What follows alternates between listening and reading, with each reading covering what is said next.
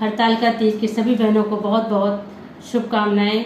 हमारी जितनी भी बहनें हैं सदा सुहागन रहें, सुखी रहें, उनकी गोदियाँ हरी भरी रहें, हम ईश्वर से यही प्रार्थना करते हैं। तो चलिए आप लोग के लिए एक बहुत ही सुंदर सा गीत लाई हूँ। मैं राधिका, हमारे यूट्यूब चैनल पे आप सभी का स्वागत है और मेरे चैनल पे आप लोग अपना प्यार दुलार बनाए रखें। तो गीत सुनते हैं। चलो गौरा मैया से स्तुति करते हैं शंकर भगवान से। तो चलो सब लोग मिल के करते हैं। गौरा खोली दा मंदिर के द्वार हो, करब शिव के पूजनवा।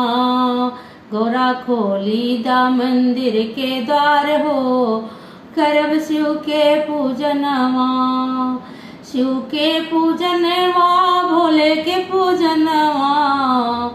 शिव के पूजनवा, भोले के पूजनवा। गौरा खोली दा मंदिर के द्वार हो, करब शिव के पूजनवा। मंगबै आंचल में वरदान हो, करब शिव के पूजनवा। मंगबै आंचल में वरदान हो, करब शिव के पूजनवा। मांगी के सिंदूरा, भोले जी से मंगबै। मांगे के सिंदूरा, भोले जी से मंगबै। माथे के बिंदिया, भोले जी से मंगबै।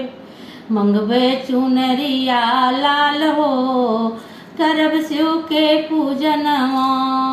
मंगबै चुनरिया लाल हो, करब शिव के पूजनवा।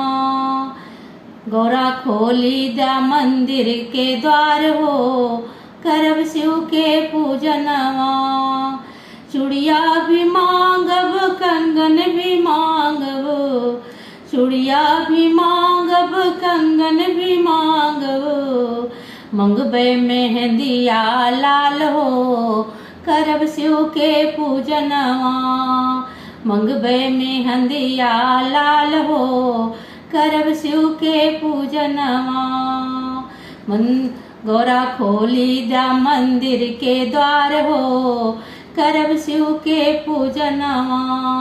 शिव के पूजनवा, बोले बाबा के पूजनवा। शिव के पूजनवा, बोले बाबा के पूजनवा। गौरा खोली दा मंदिर के द्वार हो, करब शिव के पूजनवा।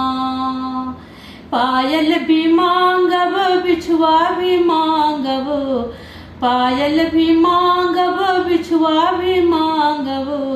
मंगबै महावर लाल हो, करब शिव के पूजनवा। मंगबै महावर लाल हो, करब शिव के पूजनवा। शिव के पूजनवा, बोले बाबा के पूजनवा। शिव के पूजनवा, बोले बाबा के पूजनवा। गौरा खोली दा मंदिर के द्वार हो, करब शिव के पूजनवा। तो ये गीत आप लोगों को कैसे लगा प्लीज कमेंट बॉक्स में जरूर